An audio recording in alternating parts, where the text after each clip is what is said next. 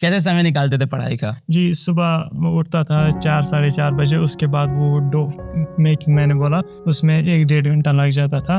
उसके बाद जो रोल करते हैं हम रोटियाँ, उस वक्त मैं स्टैंड पे फ़ोन सामने रखता था और जो पिछले दिन का लेक्चर होता था वो रिवाइज करता था, चाहे फिजिक्स का हो। आवाज आ जाती थी वहाँ शोर में मार्केट के? ईयरबड्स लगा के। ईयरबड्स लगा के। जी, तो लोग बोला करते थे कि भाई देखो तुम्हारी बहन ने कितना अच्छा पढ़ा, तुम ही नहीं पढ़ रहे, गाने सुनते रहते हो सुबह सुबह यहाँ पे। तो पापा बोलते थे कभी कभी कि मत किया करो ऐसे, फिर वो, लेकिन जब दीदी उन्हें समझाती थी कि लोगों का नहीं सुनना चाहिए तो उन्होंने भी फिर कभी नहीं बोला कि ऐसे मत पढ़ा करो यहाँ पे। तो उन्होंने भी बहुत सपोर्ट किया है, मतलब कि वो कोई काम नहीं कर पाते लेकिन फिर भी किया। मेरी माँ वो बोला, मैंने रेहमेटाइड अर्थराइटिस है उन्हें, और उन्हें भी कोई काम, मतलब जब वो डॉक्टर के पास जाते तो बेइज्जती कर देते उनके डॉक्टर के, आप ठंडे पानी में हाथ ही क्यों डालते हो, लेकिन वो फिर भी बहुत हेल्प करते हैं हमारी। पापा भी, वो भी वजन नहीं उठा सकते फिर भी उठा देते हमारे लिए, वरना मुझ पे बहुत ज़्यादा प्रेशर होता, मैं कुछ नहीं कर पाता अगर उन्होंने हेल्प ना की होती। और मेरे लिए जो प्लस पॉइंट था वो थी दीदी की गाइडेंस, अगर नहीं होती तो मेरे लिए भी अनलिमिटेड रिसोर्सेज नहीं होते, मुझे भी ढूंढना पड़ता। ये मेरे लिए प्लस पॉइंट था कि मेरे पास लिमिटेड रिसोर्सेज ही मैं यूज़ कर पाता था, क्योंकि मुझे पता था कि जो दीदी बोलेगी गलत नहीं होगा मेरे लिए।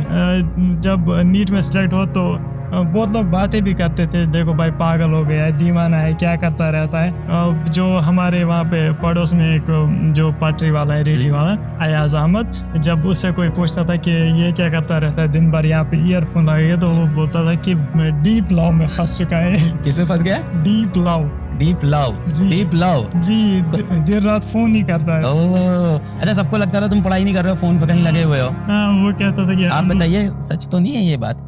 आपको तो पता होगा। अभी नहीं बताओगे, तुम दोनों टीम कर ली होगे इसमें तो। सर मैं सच ही बोलता हूँ। सच्ची सच्ची। सर पहले मैंने आपके वीडियोस देखी थी यूट्यूब पर, वहाँ पर केमिस्ट्री भी था, फिजिक्स भी था। मैंने सोचा कि कोई कैसे फिजिक्स और केमिस्ट्री दोनों पढ़ा सकता है, तो मैंने सोचा मैं इनसे नहीं पढ़ूंगी। लेकिन फिर मैं रोज रोज कमेंट सेक्शन में देखती थी फिजिक्स वाला।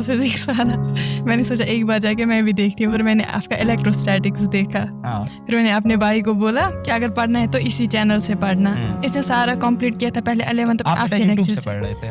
पहले मैंने YouTube से थोड़ा बहुत पढ़ा, लेकिन फिर को बताया। हाँ, लेकिन मेरा जब 22 में नीट था तो मुझे एक फ्रेंड ने सब्सक्रिप्शन की यकीन बैच की, और मैंने वहाँ से पढ़ा। तो वो नहीं पढ़ते थे फ्रेंड जो आपके थे?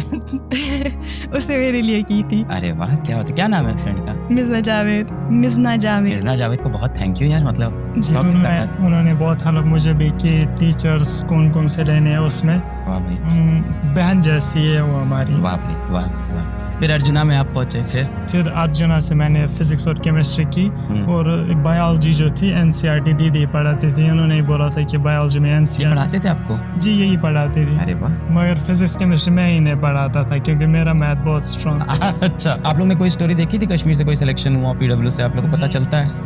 उमर का पता चला होगा, बहुत इंस्पायरिंग कहानी थी उनकी तो। बढ़िया। सो डेली प्लान का हम बोल रहे थे। हाँ, थोड़ा बताओ उधर डेली प्लान। जी, तो सुबह 4 साढ़े 4 बजे, उसके बाद तकरीबन 9 बजे तक वही नहीं, सुबह उठने से बताओ।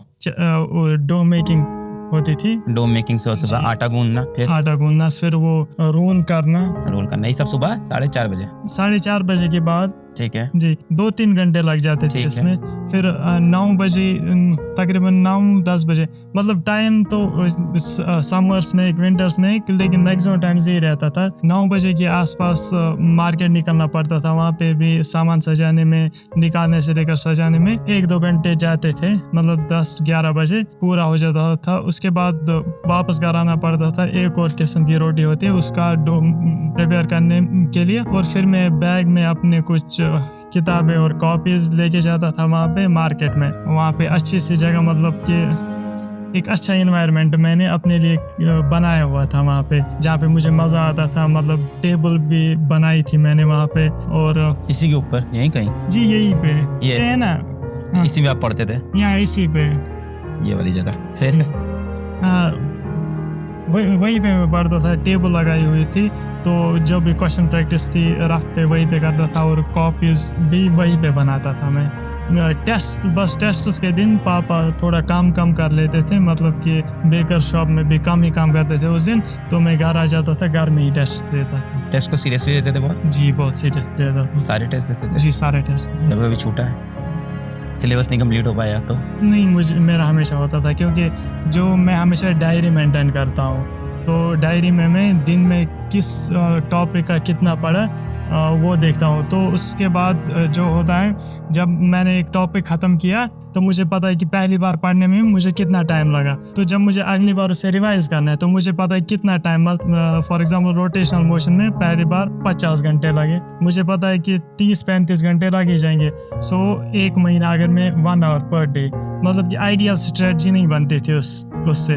वो आइडिया भी दीदी ने ही दिया था कि आप डायरी मेंटेन करो हमेशा। और उससे एक और चीज़ होता है, जब एग्जाम के पास आप होते हो तो आपको लगता है कि शायद सब ने पढ़ा है, मैंने ही नहीं पढ़ा है। जब आपके पास पूरा प्रूफ है, रिकॉर्ड है, जी आपने भी पढ़ा है, तो कॉन्फिडेंस आती है कि सब की तरह मैं भी हूँ। जब दिल टूट जाए, मैं एकदम समझता हूँ आपकी फीलिंग, जब कभी कभी लगता है ना कि दिल टूट गया, आंख से आंसू गिरे जा रहे हैं और मन भी करता है रोने का। ऐसा नहीं कि कंट्रोल करना चाहते हैं आंसू, मन करता है कि रोएं, दरवाजा बंद कर दे और इस टाइम कोई बुलाए ना, किसी को फेस नहीं करना है, दरवाजा लॉक करके कमरे के अंदर सिर्फ